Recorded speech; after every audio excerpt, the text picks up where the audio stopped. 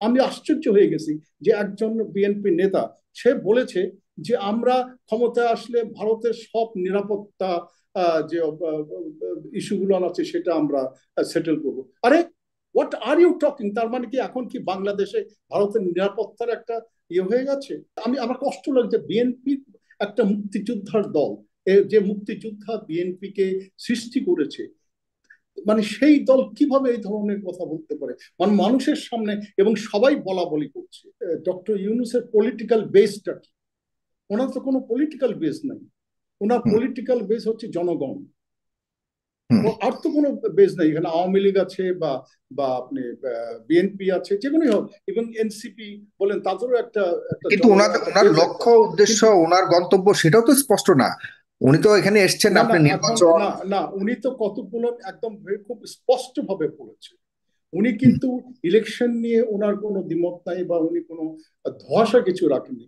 উনি বলেছেন যে আগামী যেভাবেই হোক আগামী জানুয়ারি থেকে জুন মাসে অবশ্যই ইলেকশন হবে, এটাতে কোনো কোনো ধোঁয়াশা নেই। হুম।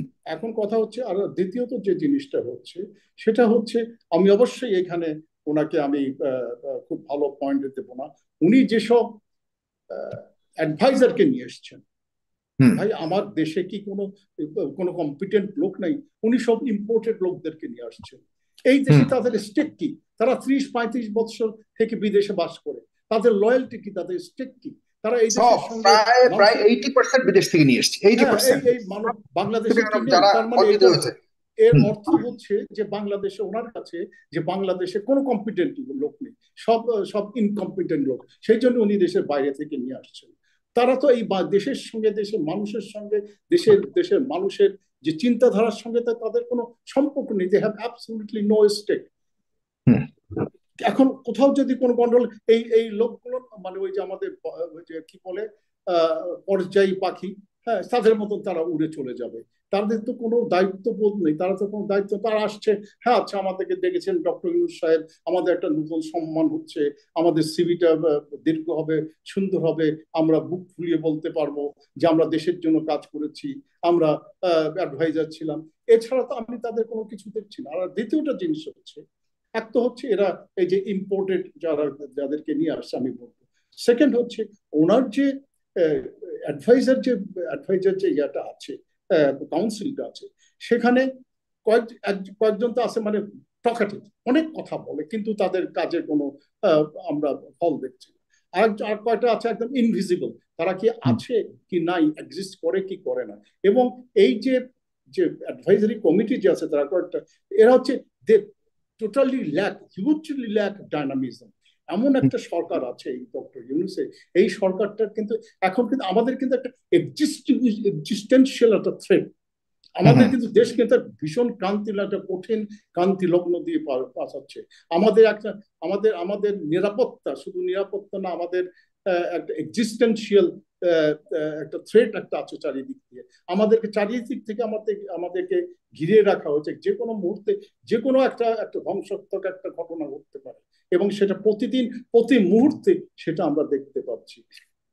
কিন্তু সেখানে যে they will have to stand up, যে এই যে কাউন্সিল যেটা আছে, কিন্তু তাদের মধ্যে তো কিন্তু সেই ডাইনামিজম নেই। তারা শুধু কথা বলে, এখানে কথা বলে, ওখানে কথা বলে, আর কিছু কিছু আছে তো তাদেরকে দেখাই যায় না তারা এক্সিস্ট করে কি করে না, সেটাও তারা জানে না। তো উনি একটা লোক, উনি তো দিচ্ছে না, সবকিছু উনি দিয়েছেন, সবকিছু উনি দিয়েছেন, কিন্তু তার যে সাপোর্টটা, সেসব আমি একটা কথা বলি আপনাকে, এই যে আমি একজন মুক্তিযোদ্ধা, এই যে একজন মুক্তিযোদ্ধা অ্যাডভাইজার আছে, সে সে বীর বিক্রম যুদ্ধ করেছে, আচ্ছা বীর বিক্রম বীর প্রতীক, 35 বছর, 30-35 বছর উনি বিদেশে ছিলেন, ওনাকে নিয়ে এসে অ্যাডভাইজার করা হয়েছে।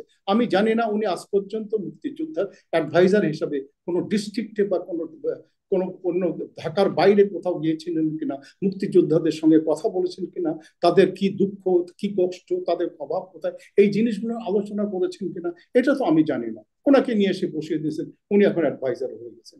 উনি কোথা থেকে শুরু করবেন, কোথায় শেষ করবেন? আমি এই একটা উপমা, একটা এই জন্য বললাম তার কথা, বিকজ আমি একজন মুক্তিযোদ্ধা। আমি ফিল করি যে উনি একজন অ্যাডভাইজার হিসেবে, মুক্তিযোদ্ধা অ্যাডভাইজার, উনি কিচ্ছু করেন। আমাদের দেশে অনেক বীর উত্তম আছে, অনেক পরিচিত মুক্তিযোদ্ধা আছে, অনেক ভালো মুক্তিযোদ্ধা আছে, তাদেরকে উনি দিতে পারতেন না? তো এইটা হচ্ছে ওনার ওনার ঠিক। সম্পর্কে আমার যে কিন্তু একটা সরকারের উপরে চাপ আসলে যে অনুভব করছে, কাদের কারণে এই চাপ অনুভব করছে বলে মনে করছেন? আর আহ, আহ, নির- আমার আমার একটা দুঃখ লাগে কি জানেন, হুম, বিএনপি সম্বন্ধে আমার খুব কষ্ট লাগে। এই বিএনপি জেনারেল জিয়াউর রহমানের তৈরি বিএনপি। যখন হুম, বিএনপি সেই 77-78-এ, তখন বাংলাদেশ কি ছিল, আমাদের সেনাবাহিনীর অস্তিত্ব কি ছিল, কতটুকু শক্তি ছিল? এই জেনারেল জিয়াউর রহমান সেই সাহস ছিল যে উনি ভারতকে ইউনাইটেড নেশনসে নিয়ে গেছেন, সেই সাহস ছিল।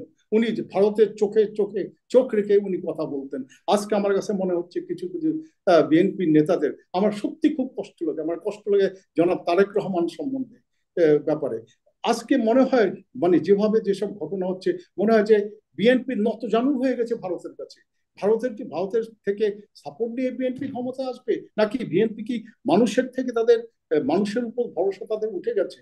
আমি আশ্চর্য হয়ে গেছি যে একজন বিএনপি নেতা সে বলেছে যে আমরা ক্ষমতায় আসলে ভারতের সব নিরাপত্তা যে ইস্যুগুলো আছে সেটা আমরা সেটেল করব। আরে হোয়াট আর ইউ টকিং? তার মানে কি এখন কি বাংলাদেশে ভারতের নিরাপত্তার একটা হয়ে গেছে, একটা নিরাপত্তা, ভারতের এটা নিরাপত্তার এটা জন্য একটা এটা থ্রেট হয়ে কে গেছে? এটা কে বলেছে? আমি আমার আমি আমি নাম বলবো না, আমি নাম বলবো না, হ্যাঁ। একজন উচ্চ পদের নেতা, একজন উচ্চ স্তরের নেতা, উনি হুম, কিভাবে এই কথাটা বলতে পারেন যে আমরা ক্ষমতায় আসলে ভারতের নিরাপত্তা, যে আমরা এই এই ইস্যুগুলো আমরা সেটেল করবো? এটা কোন একটা নেতা বলতে পারে? আমাদের কিছুদিন এর আগে আমাদের একজন নেতা, উনি পাবলিকলি, যখন আওয়ামী লীগের সময় উনি পাবলিকলি উনি কি বলে ওই যে শাল এবং শাড়ি, ভারতীয় শাড়ি, এটা উনি পুড়িয়ে দিলেন যে ভারতের বিরুদ্ধে। এই যে আওয়ামী লীগ যাওয়ার আগে ভারত বিরোধী আন্দোলন এই বিএনপি তো করেছে, সব কাছে তারা করেছে। আজকে সেটা কোথায়? হুম, কোথায় তাদের সেই চেতনা? আমার সত্যি কষ্ট লাগে যে এই এই এই বিএনপি, জেনারেল জিয়াউর রহমানের বিএনপি, তারা সেই জেনারেল জিয়াউর রহমানের সেই ফিলসফি, পলিটিক্যাল ফিলসফি, রাষ্ট্রীয় ফিলসফি, তারা সেটা ধারণ করে কিনা। এবং এবং আচ্ছা, জি, আমি শোনেন, বিএনপি তো এখন বর্তমানে তো একটা বর্তমান পরিস্থিতিতে বিএনপি একটা স্ট্রং পার্টি। যে কোনো সময়, আজকে হোক বা 6 মাস পরে হোক, যদি ইলেকশন যদি হয়, অবশ্যই বিএনপি ক্ষমতায় আসবে। there is hmm, no other party that can challenge BNP is coming to the power. কেন no other party যে হিন্ড্রেন্স করবে? তাদের এত অস্থির হয়ে গেছে কেন? কেন আর তারা এত অস্থির হয়ে গেছিল? তারা তো যখন ডক্টর ইউনূস আছে, তারা তো তাকে অনেক সাপোর্ট দিয়েছে। হঠাৎ করে কি হয়ে গেল যে তাদেরকে এই কালকেই ইলেকশন দিতে হবে, না গতকালকেই ইলেকশন দিতে হবে, ক্ষমতায় যেতে হবে? ভাই আপনারা তো ক্ষমতায় যাবেন, আপনারা একটু ডক্টর ইউনূসকে উনি কি বলছেন যে বাংলাদেশকে একটা স্ট্রং ফাউন্ডেশনের উপর দাঁড় করার জন্য যতটুকু করা সম্ভব উনি সেটা করে যাবেন, যেন ভবিষ্যতে গত 16 বছরে যেসব ঘটনা হয়েছে ভবিষ্যতে যেন এইসব ঘটনা না ঘটে, তার জন্য উনি একটা ফাউন্ডেশন করে দিয়ে যাচ্ছেন। এবং একজন বিএনপি নেতা বলেছে, আরে উনি করলে কি হবে, আমরা পার্লামেন্টে যা থ্রো আউট করে দেবো। চিন্তা করতে পারেন? মনে হচ্ছে আমরা সব থ্রো আউট করে আমরা ফেলে দেবো। হুম, এইটাতে বিএনপি, আমি সত্যি আমার কষ্ট লাগছে। বিএনপি একটা মুক্তিযোদ্ধার দল, যে মুক্তিযোদ্ধা বিএনপি কে সৃষ্টি করেছে, মানে সেই দল কিভাবে এই ধরনের কথা বলতে পারে মানে মানুষের সামনে? এবং সবাই বলা বলি করছে যে বিএনপি কি ভারতের বিটিম হয়েছে, এটা সবার মুখে মুখে। কেন বিএনপির এত ভয় কেন? কিসের ভয়? বা তারা এত আন্দোলন, এই ক্ষমতায় যাওয়ার জন্য এত কি হয়ে গেছে?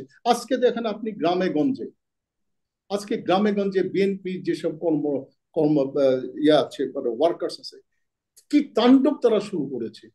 আমার কষ্ট লাগে। এবং এই যে এনসিপি যে একটা হয়েছে, যে নূতন এই যে হুম, বৈষম্য বিরোধী, এরাও করছে। তো মানুষ তো কোথাও শান্তি পাচ্ছে না। মানুষ বললেন ভাই তাহলে এই হাসিনা চলে যাওয়ার পর কি হয়েছে? হাসিনা থাকলে তো সে পিটাই পিটাই ঠিক করে দিত। এই বিএনপি যে এখন এত করছে, হাসিনা যদি থাকতো তারা কি করতো? তাদেরকে হাসিনা তো পিটায়, তাদেরকে ঘরে। আপনি দেখেন যে আমাদের ডক্টর ইউনূস সাহেব আসার পরে বিএনপির জন্য কি কি করেছেন।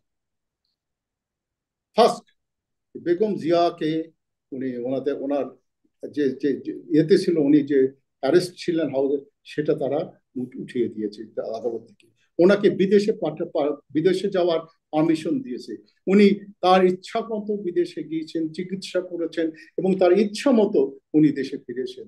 এবং উনি যাওয়ার সময় এবং আসার সময় লক্ষ লক্ষ লোক ওনাকে রিসিভ করেছেন, ওনাকে সম্বোধনা জানিয়েছেন। সরকার তো সেখানে বাধা দেয়নি। নাম্বার 2, তারেক জিয়ার এগেনস্টে যেসব যেসব আপনার কেস ছিল, মানে সবই মিথ্যা কেস, সবগুলো উইথড্র করা হয়েছে। বেগম জিয়ার এগেনস্টে যেসব কেস ছিল সবগুলো উইথড্র করা হয়েছে।